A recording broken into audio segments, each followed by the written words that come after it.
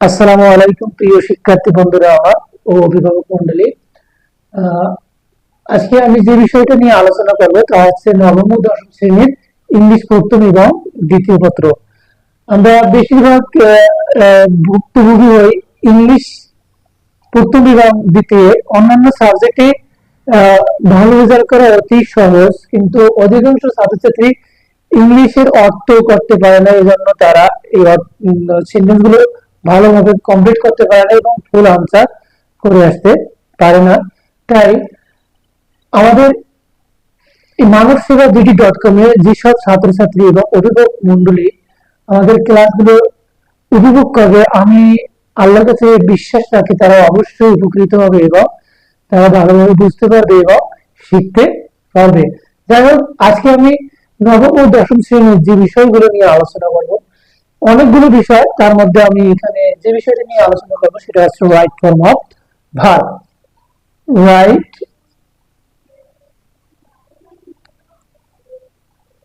Form of verb. Right form verb এটা ভার্বের সঠিক রূপ অথবা সঠিক ব্যবহার। এই রাইট ফর্ম অফ ভার্ব দুইটা সিস্টেমে থাকে। যদি আমরা ইন্টারমিডিয়েটে যাই, সেখানে ব্র্যাকেটের মধ্যে আবদ্ধ থাকে, কিন্তু 9 এবং 10 অর্থাৎ নবম দশমে এটা সেভাবে দেওয়া থাকে না। এটা উপরে একটা বক্সের মধ্যে থাকে, এই বক্স থেকে একটা অনুচ্ছেদ দেওয়া থাকে, সেখানে অর্থ করে ওটা পূরণ করতে হয়। এই এসএসসিটা একটু কঠিন, কিন্তু এসএসসি ইন্টারমিডিয়েটটা একটু সহজ, যেহেতু যেটা বক্স আকারে থাকে ওটা অতি তাড়াতাড়ি পারা যায়। এটা একটু অর্থ করতে হয়, তারপর এটা পূরণ করতে হয়।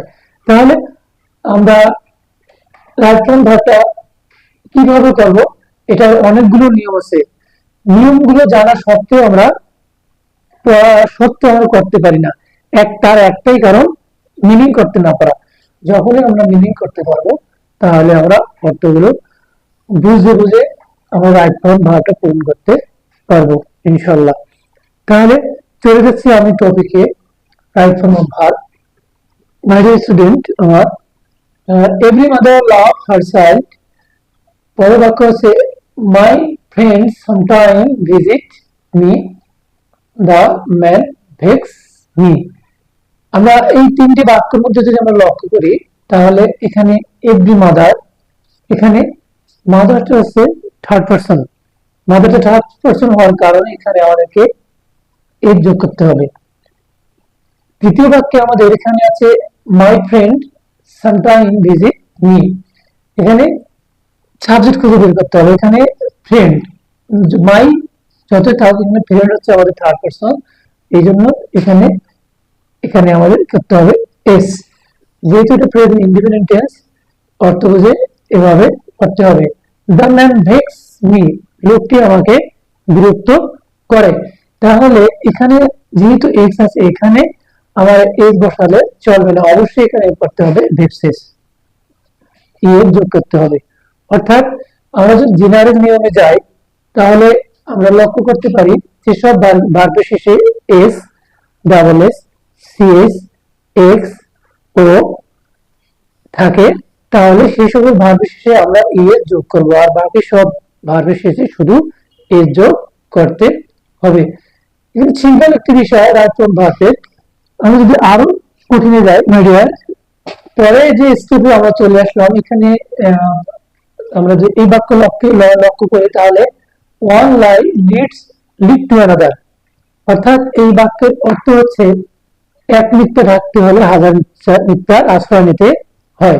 এখানে আমাদের ওয়ান লাই, এক মিথ্যা, এটা অবশ্যই প্রবাদ বাক্য, আর প্রবাদ বাক্যগুলো সবসময় প্রেজেন্ট ইন্ডিপেন্ডেন্ট টেন্স হয় এবং হয়ে থাকে।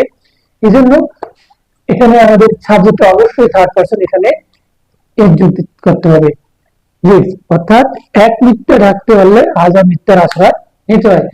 দ্বিতীয় বাক্যে আমরা লিখছি I already finish the work.